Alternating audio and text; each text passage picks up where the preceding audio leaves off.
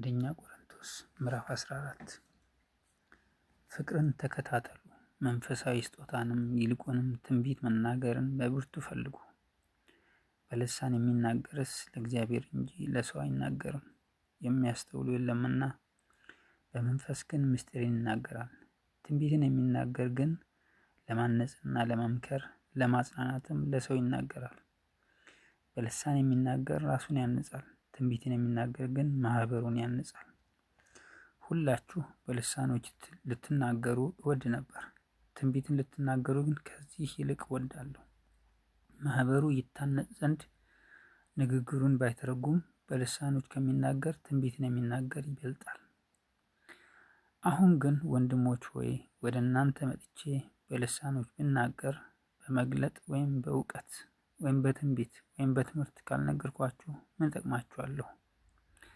ነፍስ የሌለበት ነገር እንኳ ዋሽንትም ክራርም ቢሆን ድምፅ ሲሰጥ የድምፁን ልዩነት ባይገልጥ በዋሽንት የሚነፋው ወይስ በክራር የሚመታው መዝሙር እንዴት ይታወቃል? ደግሞም መለከት የማይገለጥን ድምፅ ቢሰጥ ለጦርነት ማን ይዘጋጃል? እንዲሁ እናንተ ደግሞ የተገለጠውን ቃል በአንደበት ባትናገሩ ሰዎች የምትናገሩትን እንዴት አድርገው ያስተውሉታል? ለነፋስ የምትናገሩ ትሆናላችሁና። በዓለም ምናልባት ቁጥር የሌለው የቋንቋ አይነት ይኖራል፣ ቋንቋም የሌለው ሕዝብ የለም።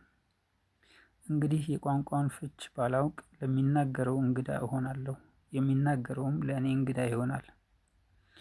እንዲሁ ደግሞ እናንተ መንፈሳዊ ስጦታን በብርቱ የምትፈልጉ ከሆናችሁ ቤተ ክርስቲያንን ለማነጽ እንዲበዛላችሁ ፈልጉ።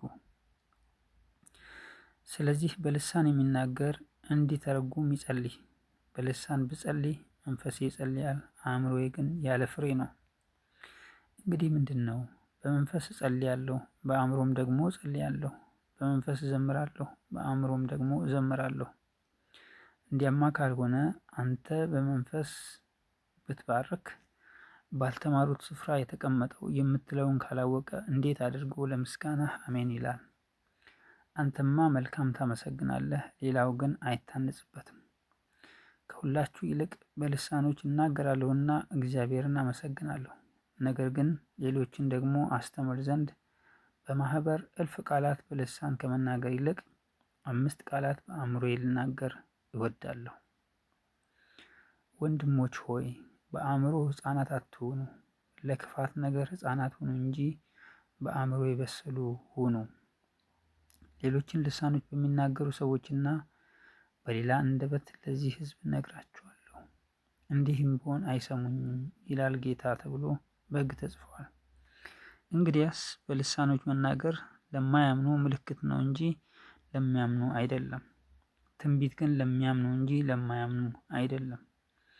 እንግዲህ ማህበር ሁሉ አብረው ቢሰበሰቡ ሁሉም በልሳኖች ቢናገሩና ያልተማሩ ወይም የማያምኑ ሰዎች ቢገቡ አብደዋል አይሉምን?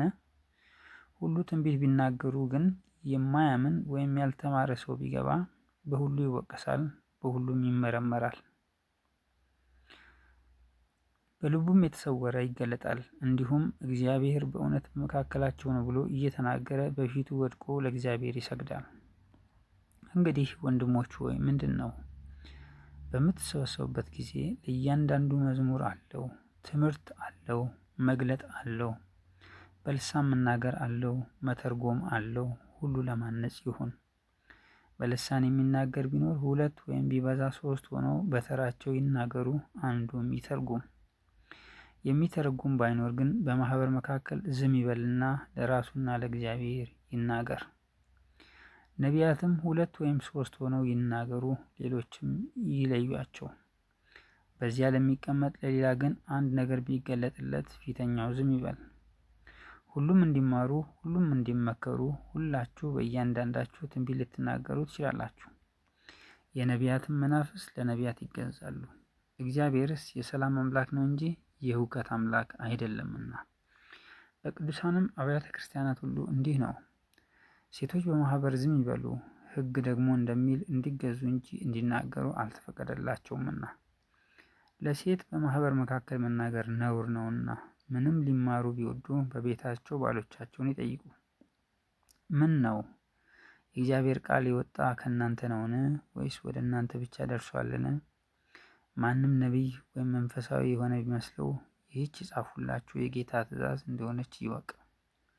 ማንም የማያውቅ ቢኖር ግን አይወቅ።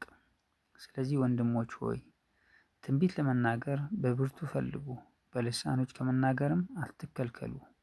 ነገር ግን ሁሉ በአግባብና በስርዓት